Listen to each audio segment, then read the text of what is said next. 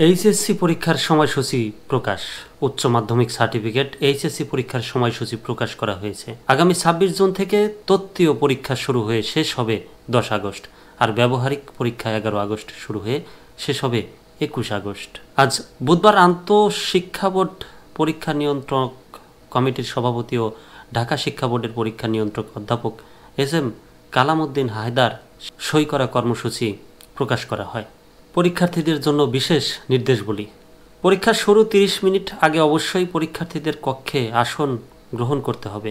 প্রথমে বহু নির্বাচনী ও পরে সৃজনশীল রচনামূলক তত্ত্বীয় পরীক্ষা অনুষ্ঠিত হবে।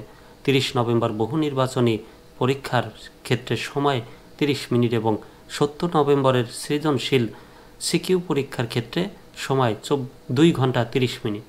ব্যবহারিক বিষয় সংবলিত পরীক্ষার ক্ষেত্রে ২৫ নভেম্বর বহু নির্বাচনী পরীক্ষার ক্ষেত্রে সময় ২৫ মিনিট এবং সৃজনশীল পরীক্ষার ক্ষেত্রে সময় ২ ঘন্টা ৩৫ মিনিট। পরীক্ষা বিরতিহীনভাবে প্রশ্নপত্রে উল্লেখিত সময় পর্যন্ত চলবে। এমসিকিউ ও সিকিউ উভয় অংশের পরীক্ষার মধ্যে কোনো বিরতি থাকবে না।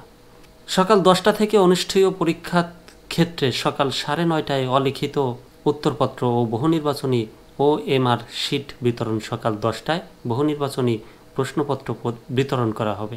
সকাল ১০:৩০টায় বহু নির্বাচনী উত্তরপত্র সংগ্রহ ও সৃজনশীল প্রশ্নপত্র বিতরণ করা হবে।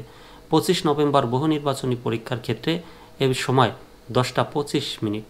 আর দুপুর ২টা থেকে অনুষ্ঠেয় পরীক্ষার ক্ষেত্রে দুপুর ১:৩০টায় অলিখিত উত্তরপত্র ও বহু নির্বাচনী OMR শিট বিতরণ। দুপুর ২টা বহু নির্বাচনী প্রশ্নপত্র বিতরণ করা হবে।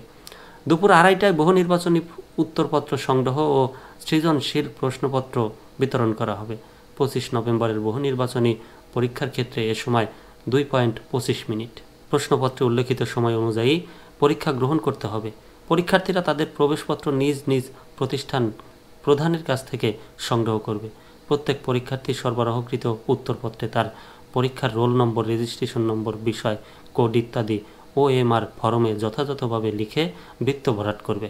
কোনো অবস্থাতেই মার্জিনের মধ্যে লেখা কিংবা অন্য কোনো প্রয়োজনে উত্তরপত্র ভাঁজ করা যাবে না। পরীক্ষার্থীকে তত্ত্বীয়, বহু নির্বাচনী ও ব্যবহারিক অংশে পৃথকভাবে পাশ করতে হবে।